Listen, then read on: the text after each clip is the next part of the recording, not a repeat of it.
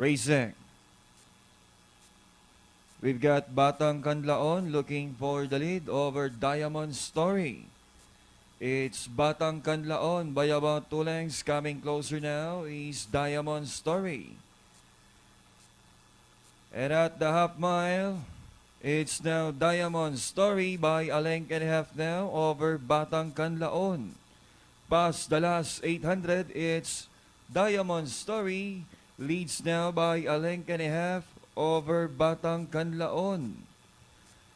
And around the fourth turn, it's Diamond Story by some 2 lengths now over Batang Kanlaon, still in second. Towards the last 400, Diamond Story still ahead over Batang Kanlaon. Towards the final turn, Diamond Story is still in front over Batang Kanlaon. And at the top of the stretch, Diamond Story moving up once again. Darori inside is Batang Kanlaon. Batang Kanlaon, Diamond Story. And nearing the payoff line, it's Batang Kanlaon, Diamond Story.